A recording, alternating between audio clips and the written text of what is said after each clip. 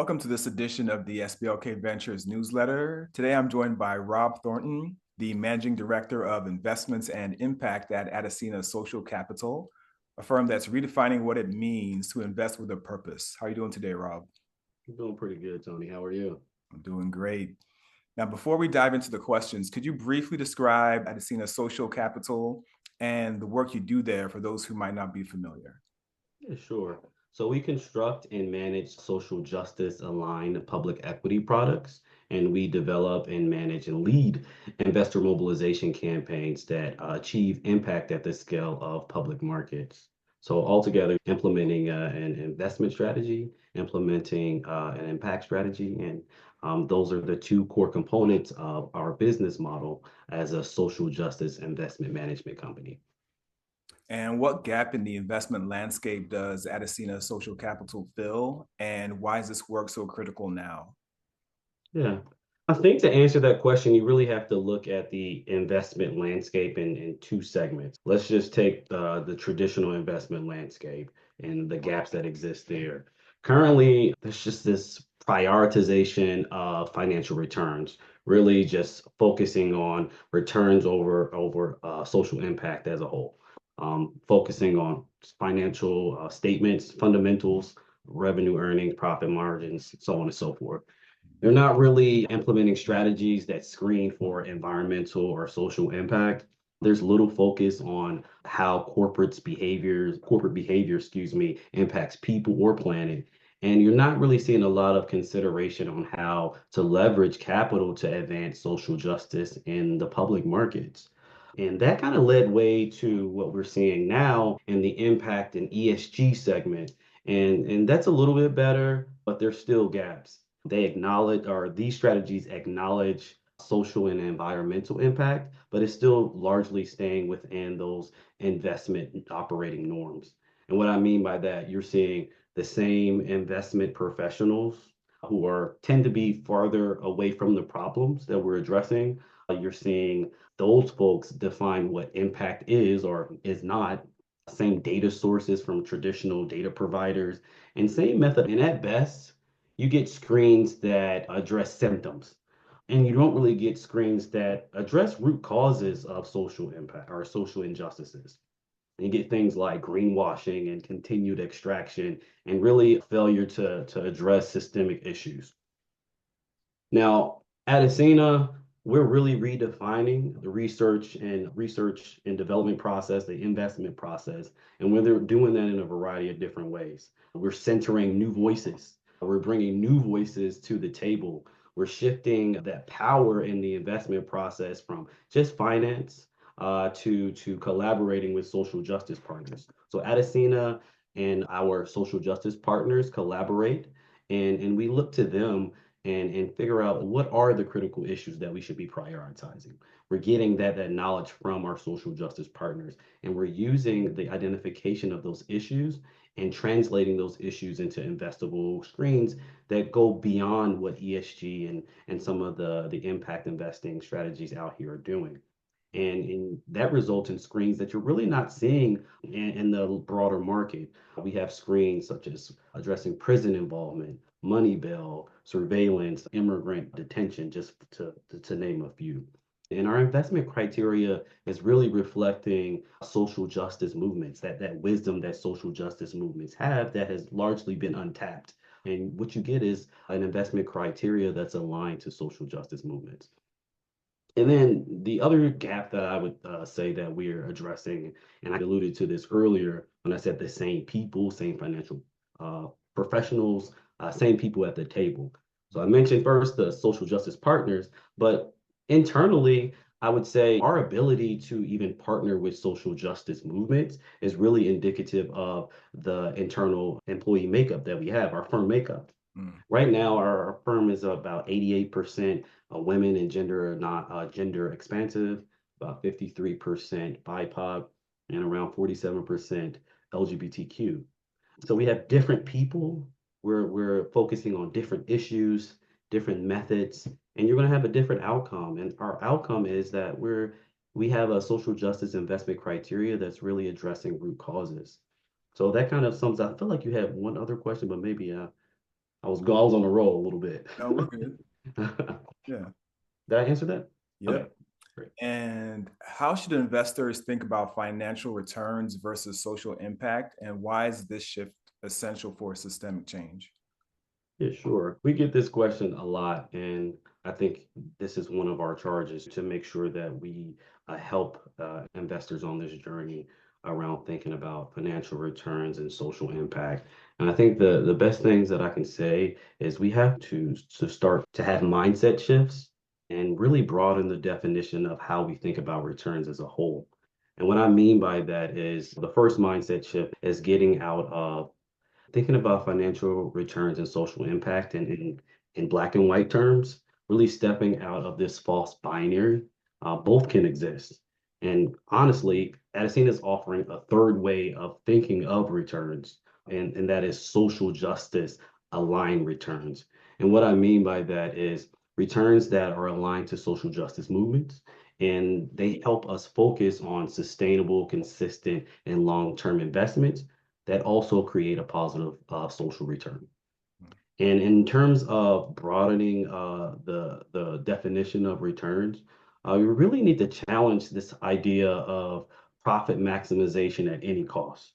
It's deeply problematic. And we need to quantify social justice risk and treat that risk as a material risk to returns. The current market, at least at a broader level, is ignoring these type of risks, social justice risks. And we believe that these unpriced risk in the market can threaten long-term returns. I was thinking earlier around just thinking about all of the injustices that are happening right now.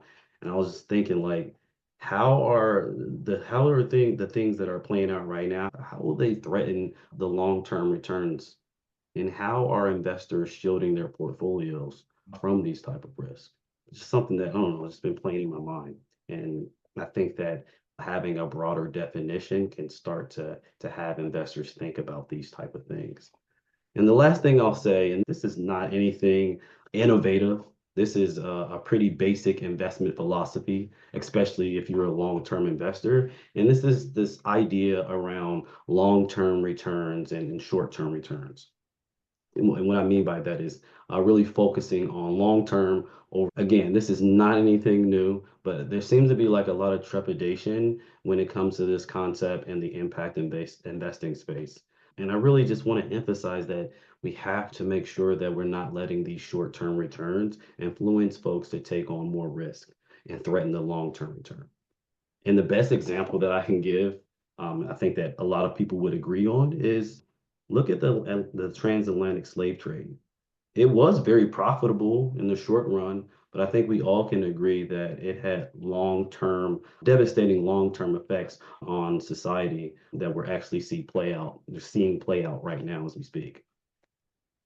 Agreed. And I think that you got these truncated or these compounding questions. I feel like I keep missing them. You asked one other question with this, and it was why is this essential? This mindset shift is important, and this broadening of a definition is so important right now because that current mindset and that current definition really just reinforces extractive systems. And I know that there's a lot of discomfort with new approaches and new definitions because people automatically think that that's risky. That the unknown always feels risky. But we really think that our approach is really an approach that has long-term risk advantages, and it's really important to invest in companies that align with social justice movements for that reason. How does Adasina integrated social justice investing approach into investment decisions? Sure. So we do that in a variety of different ways. I believe that any investment organization or any investment management company has these bucket areas of activities, portfolio construction, portfolio management, and we do too.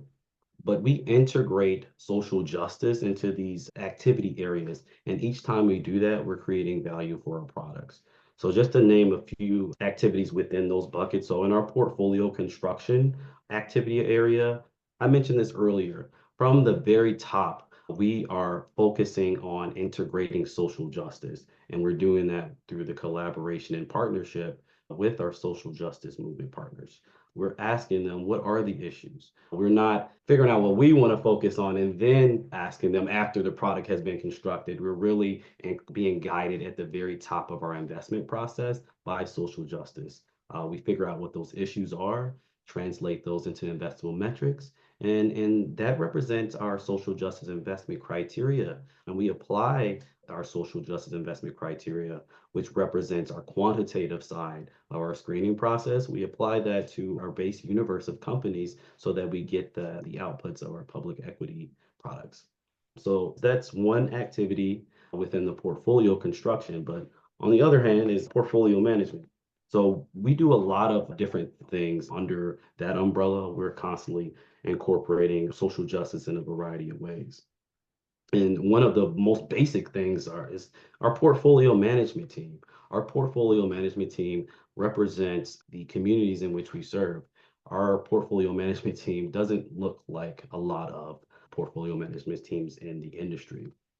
We have 67% women and gender expansive folks, 67% BIPOC folks, and 67% LGBTQ folks.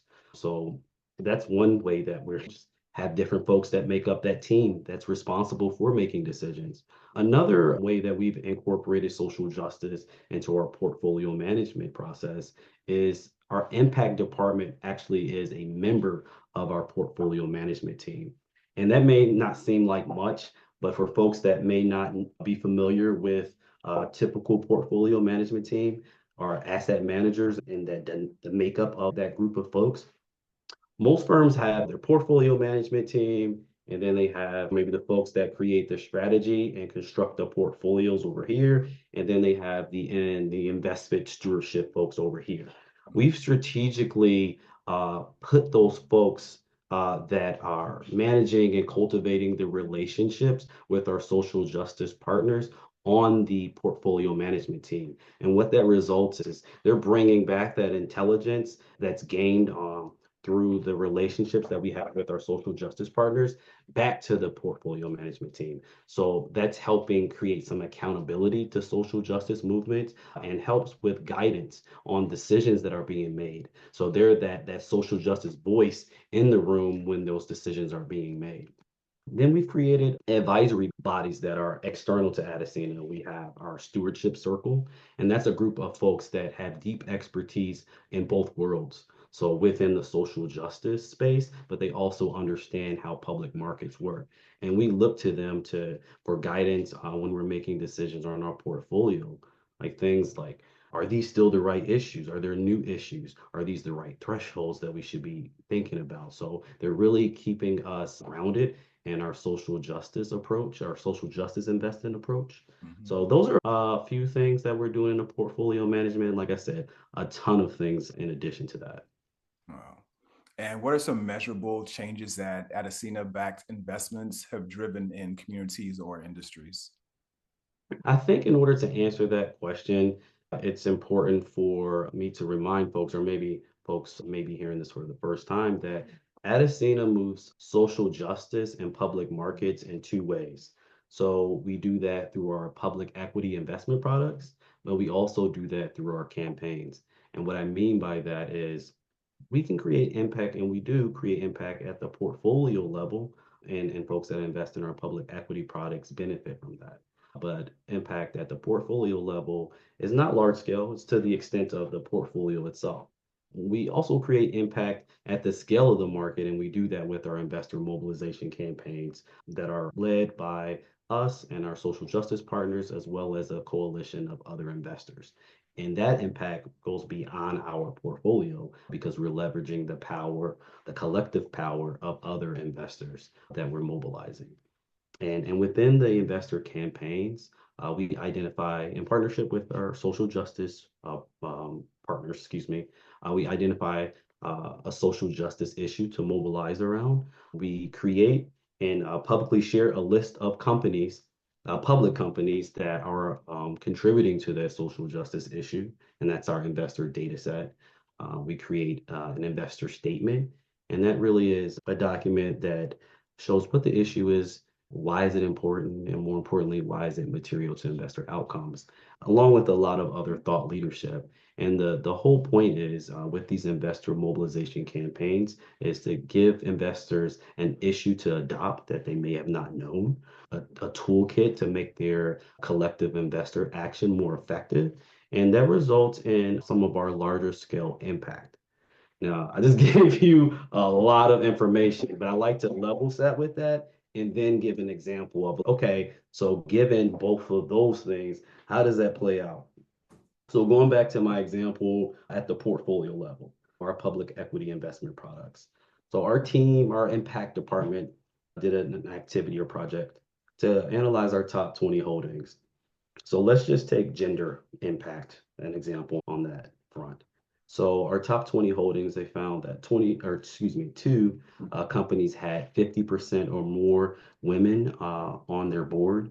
Six companies had 40 to 49% women on board, and eight companies had between 30 and 39% of women on board. And of those 20 companies, zero companies had 0% women. So that's impact. If you're invested in our public equity products, you're a part of that impact. You're invested in a product that is a part of that impact. But that impact is to the extent of the portfolio of those holdings. So let's talk, and I'll give you an example, same topic, gender, but let's just focus on our gender campaign that we had a lot of success with a few years back. So we partnered with our social justice partner around a social justice issue, forced arbitration for sexual harassment. And this is a corporate practice that disproportionately harmed women, Black folks, low-wage workers.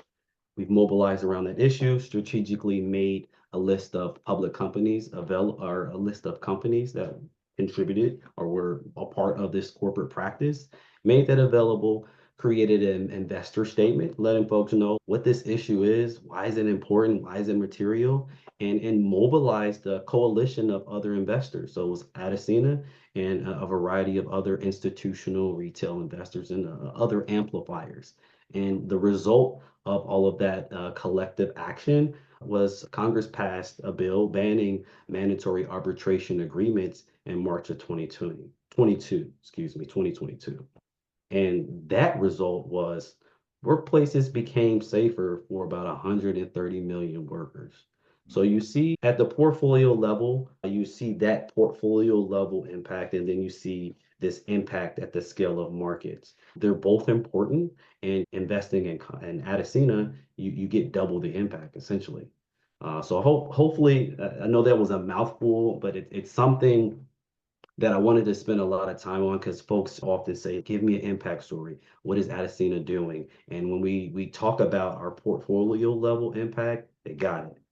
But when we talk about our real the impact that we're really most focused on is that large scale impact. They can't really wrap their head around that as much. So I want to make sure that it's really clear that we have impact on both levels within our investment strategy and obviously our impact strategy. But we really focus on impact that matches the scale of the market because that's what's needed in order to really do industry transformation. No, that was helpful and crystal clear. Thank you. Thank you. Yeah. So many investors express alignment with impact investing, but hesitate to commit capital. What do you say to those who believe in Adasina's mission but haven't made that leap yet? The thing that I really would want to say is your capital is a powerful tool for creating change. Your power, your economic power can help advance social justice movement goals. I think that investors may not see that connection, but with any type of situation where there's change that needs to happen, you need to use some type of source of power. Organizers are using solidarity power. Investors can use power too, and that's economic power. And power isn't a bad thing, it's a good thing. You need it in order to make things happen. And it reminds me of Martin Luther King's quote. And I actually have a little sticky note right here so that I didn't mess it up. But Martin Luther King, he said, power without love is reckless and abusive, and love without power is sentimental and anemic. Power at its best is love implementing the demands of justice, and justice at its best is power correcting everything that stands against love. So really, it boils down to investors using their economic power to correct things that stand in the way of justice. And the last thing I'll say around this topic is investors, I'm reminding you all to invest in the future that you want to see and in the companies that are contributing to that, or at least make sure that you're not investing in companies that threaten it. And that quote would have been like the perfect ending for the interview. But in the interest of not having a perfect ending, I'm going to ask you one more question. Is it going to be a compounding No, question? it's not. I got you this time. It's going to be as simple as possible. And this is basically around trends or shifts shaping the industry over the next 5 years. I feel there's going to be continued pressure from investors. There's going to be continued pressure for transparency and accountability of public companies. Folks want to understand, like, how does corporate behavior contribute to the injustices that they're experiencing? But on the other side of the coin, there's going to be a lot of challenge. I think that we're going to continue to see a lot of challenge, especially along the public policy space, in the public policy space, excuse me. There's a lot of changes happening as we speak. And as a result of that push and pull, so this demand from investors and customers for accountability, but then some public policy change, there's going to be diverging corporate responses to that.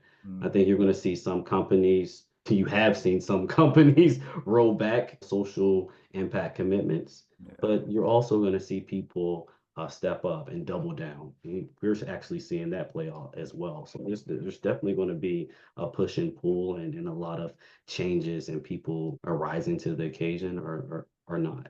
But the good thing is, and I think we can still land on a good note, even though I don't know what better note to land on, like Martin Luther King. I don't know if I can top this. But the good thing is Adasina's well positioned. We're a well positioned leader in this space, in this social justice investing space. We've been proactive in our approach.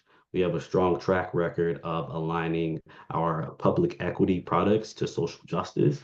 And my hope that this trend that we're seeing really inspires people to be more committed to social justice investing. So I'm sure the folks who are already on board with Adasina know how to get in contact with you. For those who aren't aware, what's the best way to get on board with the mission and the vision?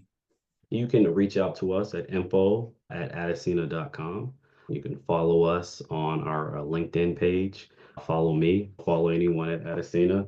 Definitely subscribe. Go to our website and subscribe to make sure that you're getting updates. Take a look at our website. Take a look at all of the great things that we have on our website. But yeah, the best way to reach out to us is that info@Adasina, and we'll be in contact with you.